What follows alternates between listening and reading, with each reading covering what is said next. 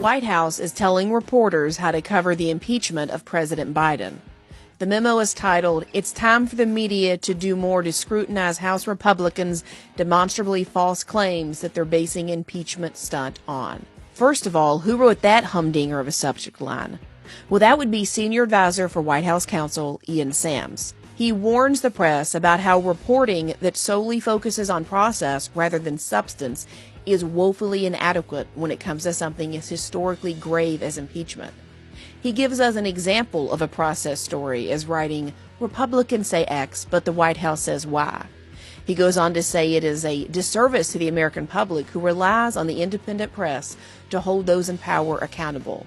He says it's time for the media to ramp up its scrutiny of House Republicans for opening an impeachment inquiry based on lies, that this should set off alarm bells for news organizations. He mentions that everyday liars and hucksters peddle disinformation and lies everywhere from Facebook to Fox. He also calls these impeachment accusations unfounded and disproven. The memo comes with a 14-page appendix that, quote, helps provide you with factual information useful in your reporting. These pages highlight House Republicans' 7 key lies. The document says the investigation is all politics and no evidence. Each lie is addressed and includes the following. Number 1, Joe Biden engaged in a bribery scheme with a foreign national. Number 2, Joe Biden as VP got the Ukrainian prosecutor general fired in order to help the company where his son served on the board. Number 3, Joe Biden has participated in his family's global business ventures with America's adversaries. Number 4, President Biden is compromised by deals with foreign adversaries, and it is impacting his decision-making. Number 5, there was political interference from the Biden administration in Trump-appointed prosecutor David Weiss's investigation of Hunter Biden. Number 6, the Biden administration is stonewalling congressional investigations. Number 7, Joe Biden and the White House have changed their story on the pursue an impeachment inquiry of Joe Biden. This is about transparency and answers for the American people, and ultimately accountability for what I believe will uncover the biggest political corruption scandal in our nation's history.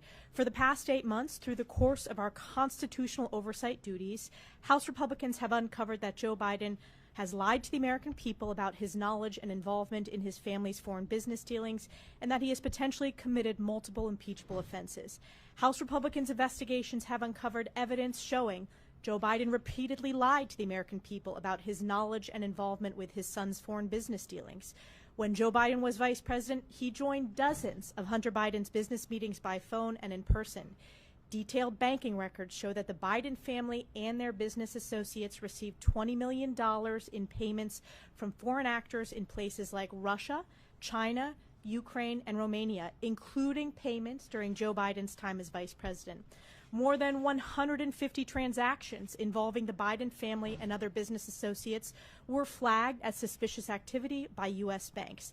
And a highly credible FBI source alleges that Joe Biden received $5 million in exchange for pressuring for the firing of a Ukrainian prosecutor who was investigating the Ukrainian natural gas firm that Hunter Biden was on the board of, Burisma. These are allegations of abuse of power, obstruction, and corruption, and they warrant further investigation by the House of Representatives, which is why the Speaker has directed the House committees to open a formal impeachment inquiry into President Biden. The American people deserve transparency, and this impeachment inquiry is an important next step to deliver transparency, facts, and accountability. We are returning, as I said, from very successful and productive August district work periods where members were able to discuss with their constituents our efforts to deliver on our commitment to America, an economy that's strong, a nation that's safe, a future built on freedom, and a government that's accountable. We heard firsthand about the problems facing our communities, including the destructive border crisis that is raging in my home state in New York.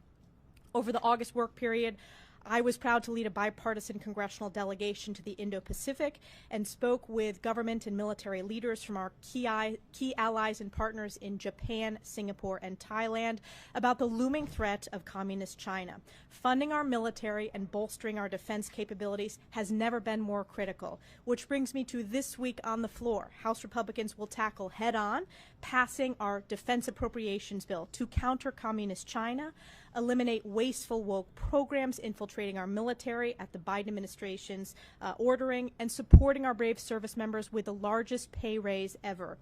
Today, we are joined by, I'm going to first turn it over to Chairman Jamie Comer for an update on oversight. Thank you, Chair Stefanik, and I appreciate Mr.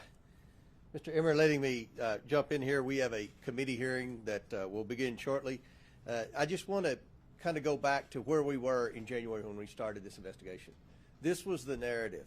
The narrative was that the laptop, the president's son's laptop, was Russian disinformation. Hunter Biden was a legitimate business guy, just like Jared Kushner. No Biden ever took money from China, because that's what Joe Biden said. No money ever changed hands while Joe Biden was vice president, and I actually believe that. Joe knew nothing about his son's dealings, and Joe never met with or spoke with any of the foreign nationals who had wired the family money. All of those things have been proven wrong because of the Republican majority and our investigation. Now, in addition, what else we found? We found 20 shell companies. A shell company, just let me make sure everyone understands, it's not a company that manufactures shells. A shell company is a fake company. The Bidens have 20 of these. 20 of these. And when you talk to the president, you could ask, what exactly do these companies do? What good or service do these companies provide? And the answer is nothing. They are not legitimate companies. We found, as Chair Stefanik said, 170 major bank violations. These were from 6 major banks. And they alleged that the Bidens were, among other things, money laundering and receiving suspicious wires from state-owned entities. You know what that is in banking terms? That's a foreign government. And you know what the state-owned entity was? China. So the bank alleging that the Bidens took a suspicious wire from the Chinese government and then laundered it through these shell companies. There's many laws broken there. And this was in Treasury Cabinet, and this is what I fought to go to Treasury to get. These are very serious allegations. Associated Press just wrote a story that said there's no evidence of wrongdoing. What a disgrace to journalism. And I don't complain much. I'd take it, but that's just not true. We also learned that 9 Biden family members have received money from foreign entities. 9 families, including the president's granddaughter, who received a wire that had been laundered to the shell companies from Romania days after the president left Romania when he was vice president. That's hard to explain. The Bidens received over $20 million. My question to you, what did they do to receive that money? No one can answer that question. $20 million. Is there not any curiosity as to what they did to receive $20 million? We also found a Form 1023, an FBI form alleging Joe Biden took a bribe. And what we learned from this is the FBI never investigated this allegation. And in the FD 1023, it said that investigators would take 10 years to figure out where these bribes went because of the various bank accounts that they wired the money through. That was written years before anyone knew the Bidens had shell companies and the Bidens were laundering money. And what we see in the FBI form that no one ever investigated is a consistent pattern with what we found in Romania and China and other places. We also discovered that Joe Biden's used at least 3 pseudonyms on over 5,000 emails. We know one of these, his son was copied in a pseudonym that pertained to Ukraine.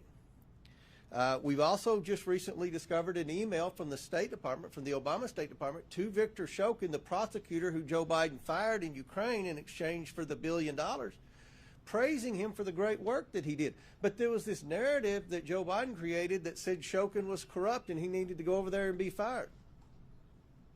But we have an email weeks before Joe Biden went over there praising Shokin for the good work he had done in reforming corruption from the John Kerry State Department. So we also have testimony from Devin Archer saying that at that same time period Joe Biden went to Ukraine to fire the prosecutor, that Hunter was being squeezed by the owners of Burisma to call D.C. for help. This is all in a timeline here. This is why Speaker McCarthy launched the impeachment inquiry. And I think the CNN poll 2 weeks ago that showed 63% of Americans believe Joe Biden was involved in his family's business schemes is reason why we should be investigating this. Moving forward, we have requested unredacted pseudonym emails from the National Archives. There are over 5,000 of those that we want to review. We have to get President Obama has to sign off on those, so he's supposedly reviewing them as we speak. We hope to get those. We hope to get the president's son and brother's personal bank accounts. We also want to interview people who have knowledge of some of the things that President Biden may have done in exchange for the millions and millions of dollars that his family received from these foreign nationals. And lastly, we plan on having a hearing in September that will kind of evaluate some of the things that we believe have happened from the Biden family that are in violation with our laws. So with that, I hope I answered some questions as to the evidence that has been found, the purpose as to why we have moved to impeachment inquiry, and the path forward. What I said in January holds true to today. We are following the money, and we will see where that leads us. Thank you, and I'll yield back. Great. We'll now go to Ken Calvert, our Cardinal on Defense Appropriations. Thank you, Elise. We obviously have an appropriation bill up today, right after the rule. The defense bill is one of the most important bills that Congress will consider this year. As chair, I prioritize DoD funding on war-fighting mission instead of the culture wars. This bill increases funding to counter China, promote innovation, and eliminate bureaucracy. It enhances DoD's role in countering the dangerous flow of illegal drugs into our country, which is killing more Americans than any recent conflict. The bill also includes historic base pay increase, an average of 30% for junior enlisted members. While the Biden administration is pushing their own social agenda on our military, this bill focuses DoD's leadership to get back to their job, protecting the United States and protecting our interests abroad. Welcome to my channel. For the latest videos and wall post, subscribe, and don't forget to hit the like button, share with your family and friends. Thanks for watching.